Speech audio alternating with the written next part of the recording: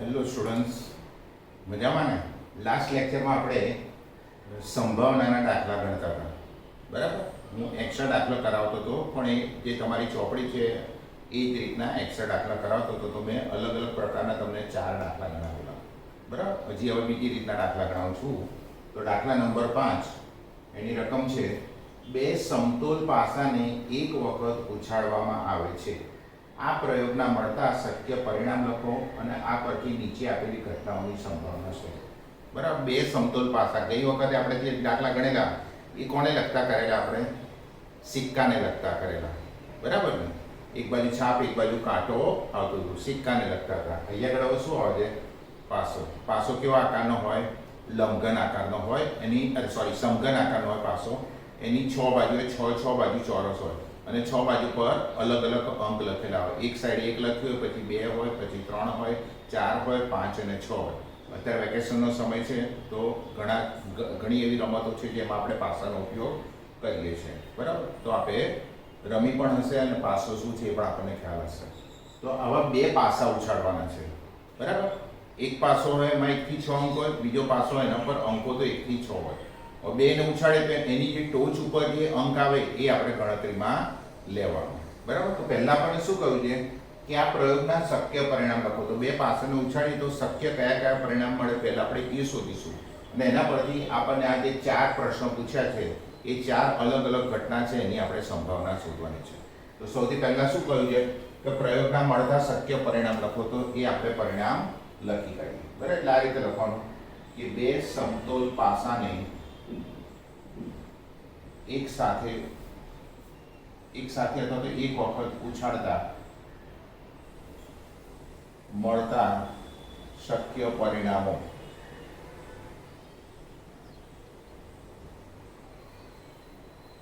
તો આપણે 2 પાસા ઉછેડ્યા, ધારો કે તો પહેલા પાસા ઉપર 1 અંક આવ્યો, એમ માનો કે બીજા પાસા પર પણ 1 અંક આવ્યો, બરાબર? એટલે જોડા રીતે બનશે, પહેલા પાસા પર 1, બીજા પાસા પર પણ 1, બરાબર? અથવા તો એમ માનો કે પહેલા પાસા ઉપર 1 આવ્યું ને બીજા પાસા ઉપર 2 આવ્યું, તો શું આવે? 1 2. તો પહેલા આપણે 1 ની સાથે પહેલો અંક 1 લઈને એની સાથે જેટલી શક્ય જોડ બનતી હોય આપણે બનાવી દઈએ, બરાબર? તો કુલ 6 અંક હોય ને તો પહેલી જોડ 1 1, બીજી 1 2, પછી 1 3, 1 4, 1 5, 1 6. ખબર પડી ને? 2 પાસા ઉછળે એમ માનો પહેલા અંક ઉપર, પહેલા પાસા ઉપર 1, બીજા ઉપર 1 એમ માનો, અથવા તો પહેલા ઉપર 1, બીજા ઉપર 2, અથવા એમ માનો કે પહેલા ઉપર 1, બીજા ઉપર 3, પહેલા ઉપર 1, બીજા ઉપર 4, પહેલા ઉપર 1, બીજી ઉપર 5, પછી પહેલા ઉપર 1 અને બીજા ઉપર 6. એવી રીતના કુલ 6 જોડ બનશે. 1 1, 1 2, 1 3, 1 4, 1 5, 1 6. એવી રીતના 2 ની સાથે જોડ બનો. એટલે એમ માનો કે પહેલા પાસા ઉપર 2 આવ્યા અને બીજા પાસા પર વારાફરતી 1 થી 6 આવ્યા, એમ સમજો તમે, બરાબર? તો આ રીતે આવે બીજું 2 1, 2 2, 2 3, 2 4, 2 5 અને 2 6, બરાબર? હવે એમ માનો કે પહેલા પાસા પર 3 અને બાકીના પર વારાફરતી 1 થી 6 અંકો આવ્યા. તો આ રીતે બનશે 3 1, 3 2, 3 3, 3 4, 3 5 અને 3 6. પછી 4 ની સાથે જોડ લો. 4 1, 4 2, 4 3, 4 4, 4 5 અને 4 6. પછી 5 ની સાથે જોડ લો. 5 1, 5 2, 5 3, 5 4, 5 5 અને 5 6. અને 6 ની સાથે જોડ લો. પહેલા પાસા ઉપર 6 હોય અને બીજા પાસા પર વારાફરતી 6 લઈએ આપણે. તો 6 1, 6 2, 6 3, 6 4, 6 5 અને 6 6. બરાબર? બધું 6 હોય પાસા ઉપર, એટલે 6 થી આગળ આવે નહીં. તો આ પ્રમાણે કુલ કેટલા તમને પરિણામ મળે? 36 મળે. લો, દરેક લાઈનમાં 6 6 છે. 1 2 3 4 5 6, એટલે 1 2 3 4 5 6 લાઈન, બરાબર? તો કુલ કેટલા પરિણામ મળ્યા? કુલ શક્ય પરિણામો બરાબર 36, બરાબર?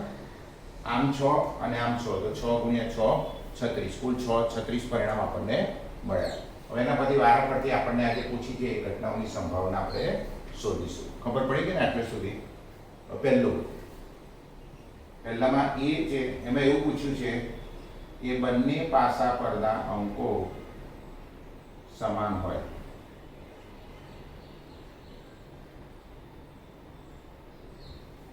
તો આપણે આ 36 જોડ છે એમાંથી પહેલા શોધી કાઢીએ કે કઈ જોડમાં બંને અંક સમાન છે.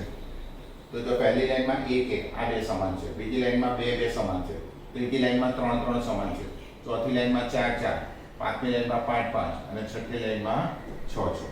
બરાબર. એ પરિણામ આપણે લખી કાઢીએ 1 1, પછી 2 2, પછી 3 3, પછી 4 4, 5 5 અને 6 6. જોડની અંદરના બંને અંકો કેવા હોવા જોઈએ? સમાન. તો દરેક લાઈનમાં 1 1 આપણને એવી જોડ મળે છે. તો કુલ 6 પરિણામો મળે આપણને. બરાબર. આ ઘટનાની સંભાવના એ પહેલેથી કહેલું જ છે. તો ઘટના એની સંભાવના એટલે P of A. તો અંશમાં શું લખવાનું કે બંને પાસા પરના અંકો સમાન હોય તેવા પરિણામોની સંખ્યા છેદમાં પ્રયોગના કુલ પરિણામની સંખ્યા. તો કુલ કેટલા પરિણામ મળ્યા? 1 2 3 4 5 6. તો અંશમાં લખવાનું 6 અને છેદમાં કુલ પરિણામો કેટલા છે? 36. આ બધા થઈને કુલ કેટલા છે? 36. તો 6 છેદમાં 36. છેદ ઉડે 6 6 36. 6 1 6, 6 6 36. તો જવાબ શું આવ્યો? 1 છેદમાં 6. બરાબર. ખબર પડી ગઈ? તો એ પહેલી ઘટના એ છે એની સંભાવના કેટલી આવી? 1 છેદમાં 6. હવે બીજું B. એમાં શું છે કે બંને પાસા પરના અંકોનો ગુણાકાર 2 થી વિભાજ્ય સંખ્યા હોય. સોરી, 2 આ છે. બંને પાસા પરના અંકોનો સરવાળો 4 થી મોટો અને 8 થી નાનો હોય. બંને પાસા પરના અંકોનો સરવાળો 4 થી મોટો પણ 8 થી નાનો હોય. એટલે જો દાખલા કે આ પહેલી જોડ છે 1 1, તો બે પાસા પરના અંકો 1 અને 1 છે. તો આનો સરવાળો કરો તો 1 + 1 2 આવે. એટલે 1 + 2 3 થાય, 1 + 3 4 થાય. એવી રીતના આપણે એવી જોડ લેવાની કે જેમાં બંને પાસા પરના અંકોનો સરવાળો 4 થી મોટો અને 8 થી નાનો. 4 થી મોટો, તો 4 થી મોટો એટલે 5 થી શરૂઆત થાય, પણ 8 થી નાનો એટલે 7 સુધી. એટલે ટૂંકમાં 4 અને 8 ની વચ્ચે આવે એવા. તો કઈ કઈ અંકો આવે 4 અને 8 ની વચ્ચે? 5 6 અને 7. એટલે આપણે શું લેવાનું કે જે બે અંકોનો સરવાળો 5 6 અને 7 આવે એવા લેવાના. ફરી એકવાર 4 થી મોટો અને 8 થી નાનો એટલે 4 અને 8 ના આવે. 4 થી મોટો છે એટલે 4 ના આવે, 8 થી નાનો એટલે 8 ના આવે, પણ 4 અને 8 વચ્ચેની બધી સંખ્યા. તો 4 અને 8 વચ્ચે 5 6 7. તો અહીંયાથી એવી જોડ શોધો કે જેનો અંકોનો સરવાળો 5 6 અથવા 7 થતો હોય. પહેલામાં જે 1 + 1 2 ના ચાલે, 1 + 2 3 ના ચાલે, 1 + 3 4 ના ચાલે, 1 + 4 5 ચાલે. બરાબર. તો પહેલી જોડ શું આવશે? 1 4.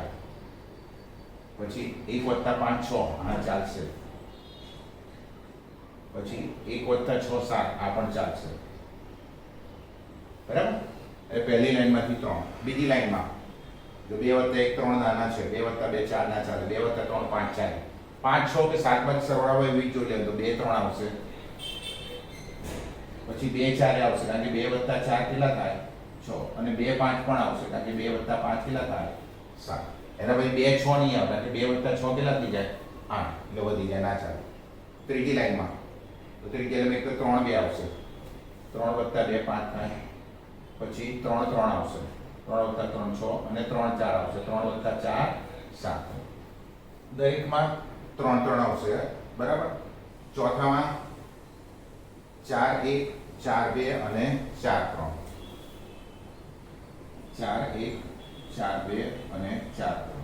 બરાબર. એટલે 4 + 1 5, 4 + 2 6, 4 + 3 7. તો 5 વાળી લાઈનમાં અહીંયા આગળ 2 જ આવશે, 3 નહીં આવજો. 5 + 1 6, 5 + 2 7. આ 2 જ આવશે. જેથી વધી જાય 5 + 3 8 વધી. એટલે પહેલી બે જોડ આવશે 5 1 અને 5 2. 5 1 અને 5 2. ઓકે. અને છેલ્લામાં 6 + 1 7. 6 + 2 8 વધી જશે. આ બધાનો સરવાળો 8 કરતા વધી જશે. એટલે ખાલી એક જ જોડ આવશે 6 1. બરાબર.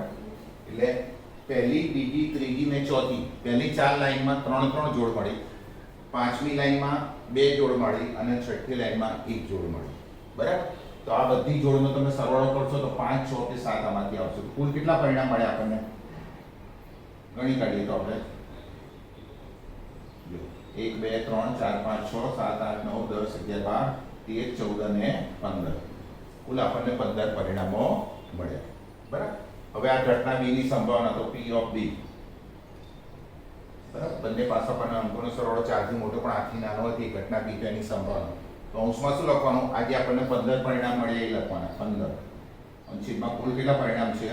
આ બધા થઈને 36. તો 15 છેદમાં 36 છેદ કેટલા ઉડશે? 3 3 પંચા 15 અને 12 કરી 36. જવાબ શું આવશે? 5 છેદમાં 12. ખબર પડી ગઈ ને? સરસ. હવે ત્રીજું સી. એમાં શું કહ્યું છે?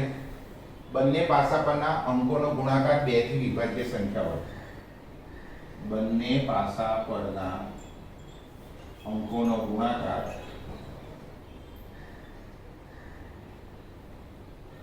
2 થી વિભાજ્ય સંખ્યા હોય.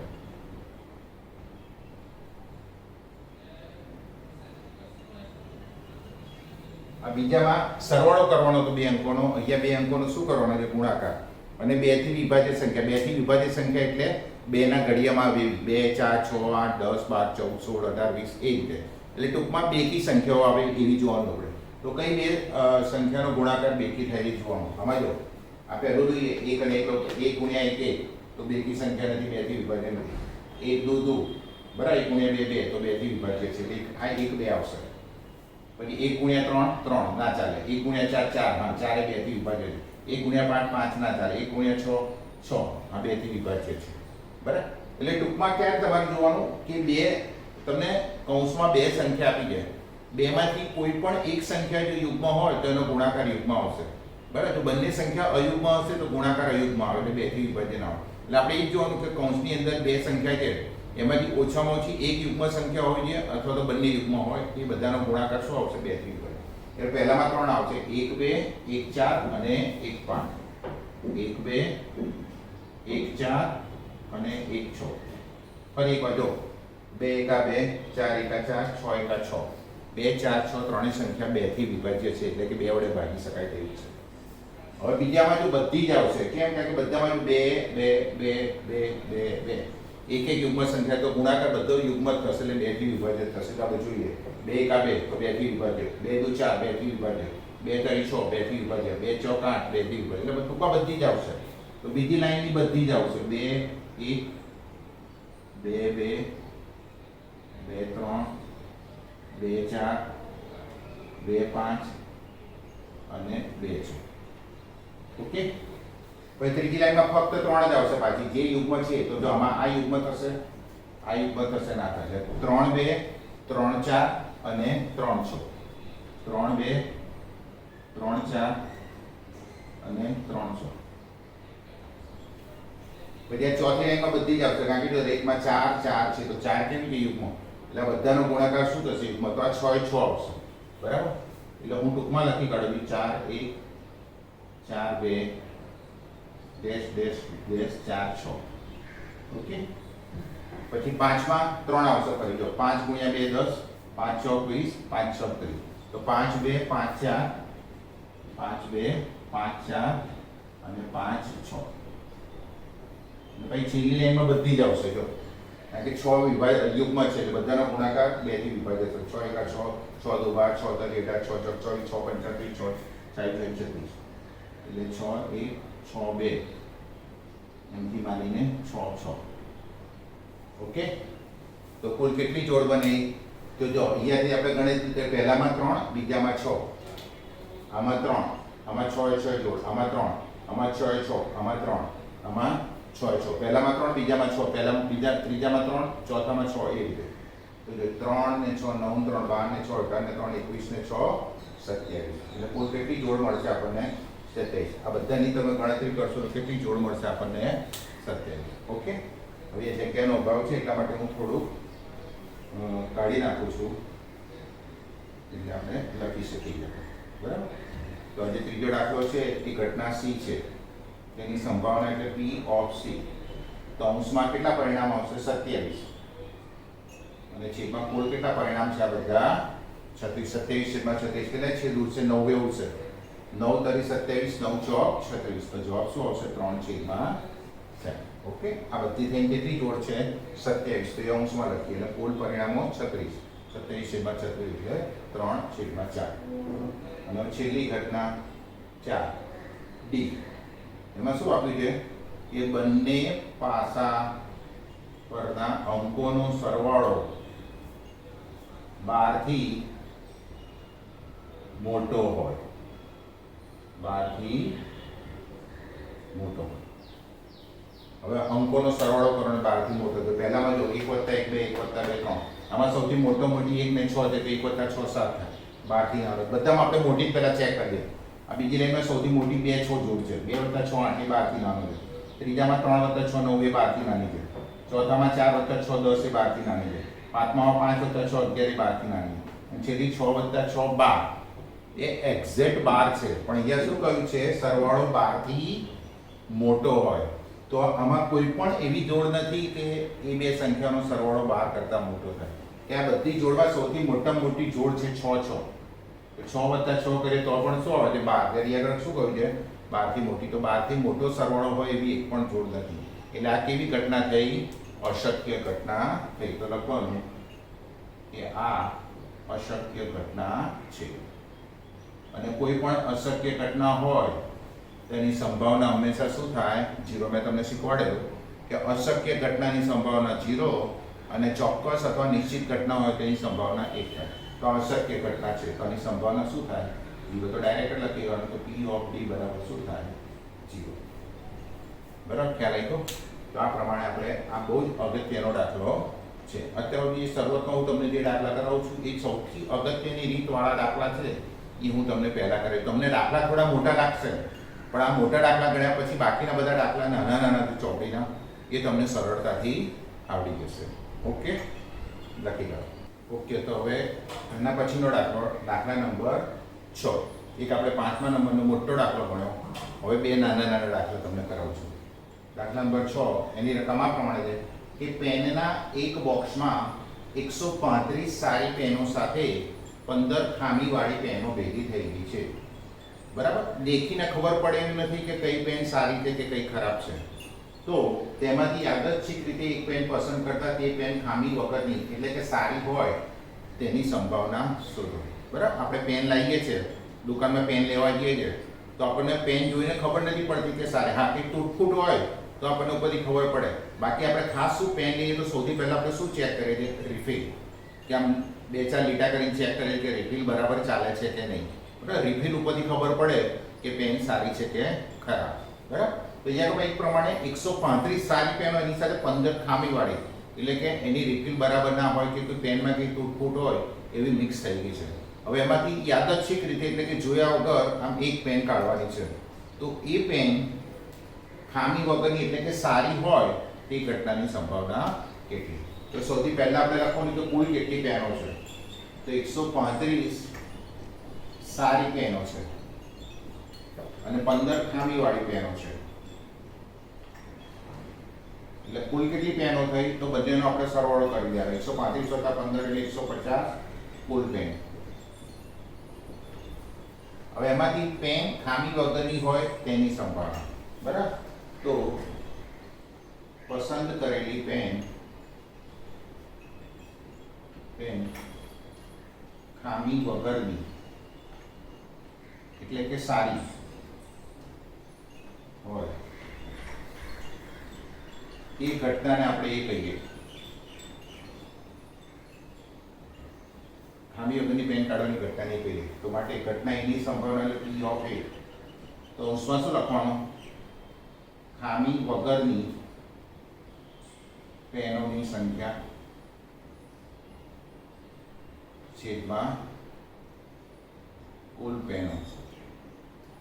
તો ખામી વગરની પેનોની સંખ્યા ખામી વગરની એટલે કે સારી પેનો તો સારી પેનો કેટલી 135 उसमें 135 છેદમાં કુલ પેન કેટલી 150 135 છેદમાં 150 છેદ કેટલા ઉડે 15 એટલે ડાયરેક્ટ ઉડે છે. ઘડિયા પાકા હોવા જોઈએ 20 સુધીના ઘડિયા તો આપણને મોઢે આવડતા હોવા જોઈએ.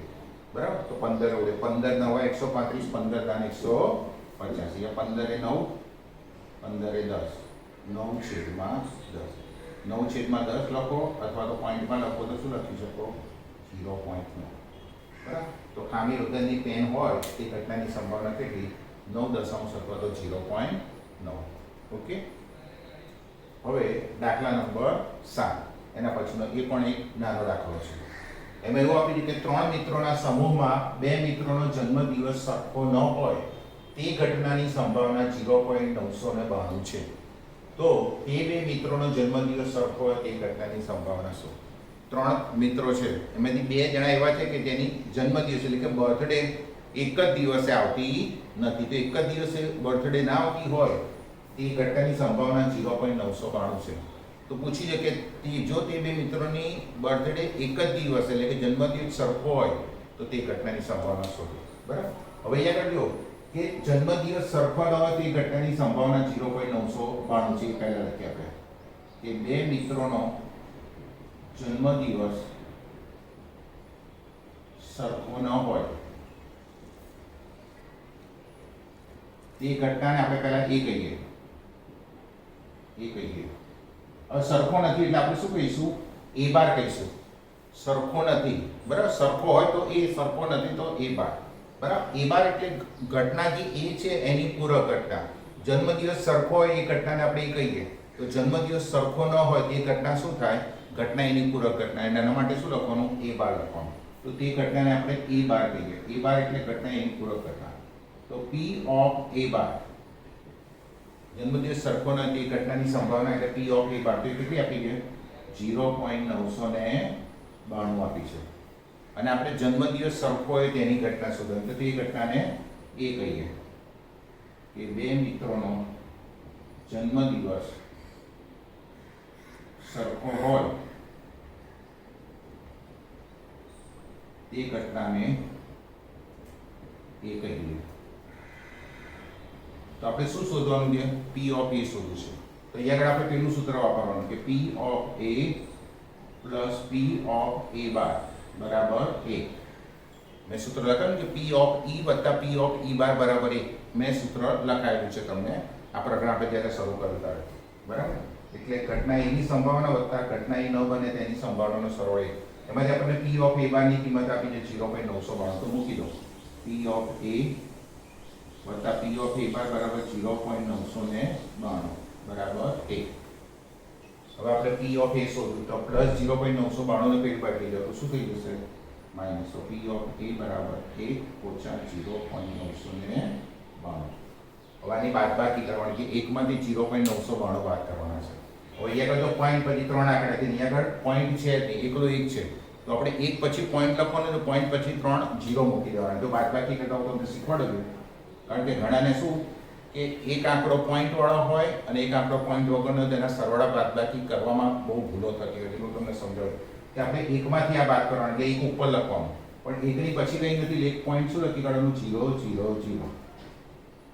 અને એમાંથી 0.992 તો પહેલા પોઈન્ટની નીચે પોઈન્ટ મૂકી દેવાનો. પોઈન્ટ પછી 992 છે એ લખી કાઢો અને પોઈન્ટની આગળ પ્લસ 0 છે તો 0 લખી કાઢો. એટલે 1.000 ઓછા 0.992 બાદબાકી કરો. એટલે 0 માંથી 2 ના જાય તો એ 10, પછી તરત 0 હોય તો 9, પછી 0 હોય તો 9, અને અહીંયા આગળ એક કટ કરીને શું લખવાનો? 0. તો 10 માંથી 2 જાય તો 8, 9 માંથી 9 જાય 0, 9 માંથી 9 જાય 0, 0 માઇનસ 0 0. જવાબ શું? 0.008. 0.008. બરાબર? આપણું શું આવે જવાબ? એટલે કે તે 2 મિત્રોનો જન્મદિવસ સરખો હોય એટલે કે એક જ દિવસ હોય તે ઘટનાની સંભાવના કેટલી થાય? 0.008. ઓકે, સમજ પડી ગઈ ને? લખી કાઢો.